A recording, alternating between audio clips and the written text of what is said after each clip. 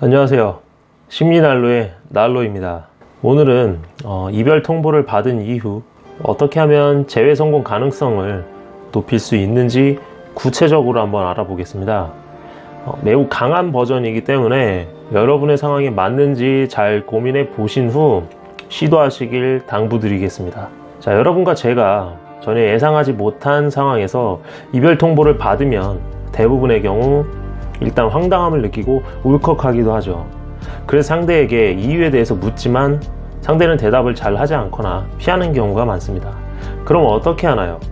매달리거나 쿨한 척? 그래, 헤어져. 그렇게 하셨을 겁니다. 하지만 막상 하루 이틀 뒤가 되면 그리움이 이 뼈를 시리게 할 정도로 엄습해 오죠. 그래서 전화를 계속하거나 어떤 장문의 문자를 보내며 그를 잡으려고 시도를 합니다. 매우 감정적으로 말이죠. 여기까지가 대부분의 분들이 이별 후 재회를 최초로 시도하는 과정입니다.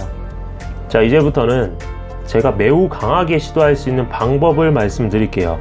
이건 부작용이 있을 수 있고 역효과가 날 수 있으니 잘 고민하시고 활용하시길 바랍니다. 첫 번째, 이별의 원인이 여러분의 잘못에 기인한 것이 아니며 감정이 식거나 어떤 권태기로 인한 것인 경우입니다. 요즘 보면 문자로 이별 통보를 받는 사례가 매우 많은데요. 바로 이 같은 상황이라면 전 남친에게 이렇게 문자를 보내세요. 넌 참 비겁해. 그리고 차단을 하거나 답장이 와도 읽지도 말고 그냥 신경도 쓰지 말고 계세요. 남자 입장에서 이별 통보를 한 명분이 단순히 감정적인 부분이었다면 이 같은 문자를 받게 되면 황당하고 왜 비겁하다고 하는 것인지 고민을 하게 됩니다. 그래서 그 이유를 묻거나 혹은 너도 마찬가지라는 식으로 답장이 올 가능성이 높습니다. 그 때문에 문자가 와도 차라리 읽지 않고 그냥 냅두는 것이 더 좋다는 것입니다. 그럼 이런 생각이 들 거예요. 아니, 재회하고 싶은데 저렇게 상대방 기분 나쁘게 하는 문자를 보내면 오히려 더 멀어지는 거 아니에요?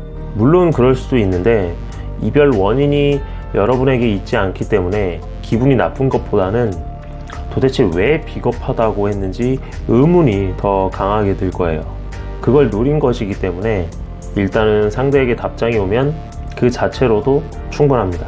두 번째, 답장을 받고 한 이틀에서 일주일 정도 안일십을 한 뒤에 만약 상대에게 도대체 뭐가 비겁하다는 것이냐며 어떤 답장이 온 것이라면은 그거에 대답하지 마시고 이렇게 말하세요. 사람은 위기의 순간과 마지막 순간에 본 모습이 나온다는데 너의 땡땡 모습, 여기서 땡땡 모습이란 문자로 이별을 통보했던 행동이라든가 혹은 그가 지금까지 보여줬던 최악의 단점, 그 중에서 어쨌든 한 가지를 딱 집어서 말하세요.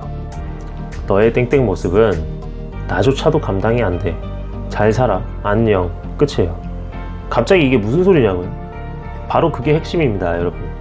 남자 입장에서도 도대체 비겁하다고 한 이유도 모르겠는데 또다시 땡땡 모습으로 인해 감당이 안 된다며 연락을 받으면 황당할 겁니다. 그럼 딱 두 가지 반응으로 나뉠 겁니다. 계속 연락을 이제 끝까지 파고들거나 연락을 하면서 오히려 자존심을 부리면서 그래, 너도 잘 지내라는 식으로 말하는 경우죠.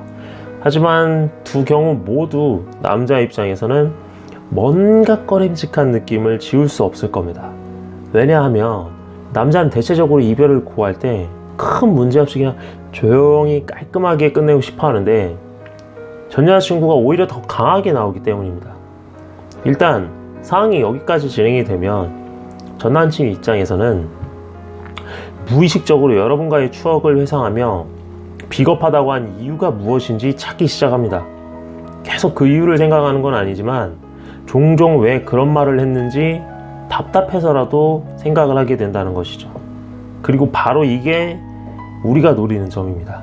좋은 기억이든 나쁜 기억이든 이 생각을 하다 보면 전 남친 입장에서도 시간이 흐르면서 한쪽으로 마음이 이제 기울 것이며 좋은 기억이 많이 떠올랐다면 먼저 연락을 해올 겁니다.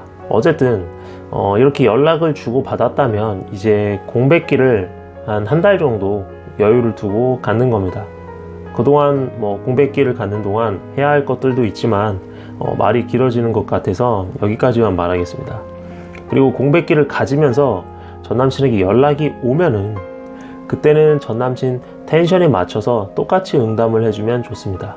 예를 들어 이제 전남친이 땡땡아 라고 여러분의 이름을 불러서 연락이 왔다. 그러면 똑같이 응 땡땡아 이런 식으로 맞추라는 거죠.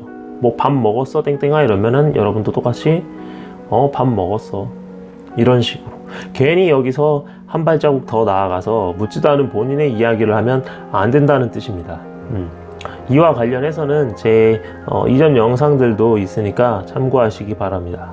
여기까지 영상을 보신 분들이라면 재회에 대한 그 마음이 매우 강렬하다는 뜻일 텐데요. 사실 이 같은 방법은 재회가 되지 않더라도 미련만큼은 남기지 않겠다는 어떤 그런 각오가 섰을 때 사용해야 합니다. 또 그렇게 해야만 제대로 실천할 수 있기도 하고요. 단 한 번의 문자, 단 한 번의 전화 뭐 이런 걸로 재회를 할 확률은 정말 매우 낮습니다. 혹시라도 지금 여러분은 그런 것을 바라고 있지는 않은가요? 한번 잘 생각해 보시기 바랍니다.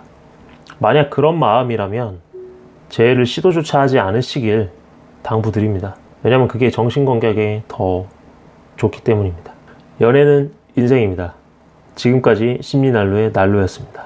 고맙습니다.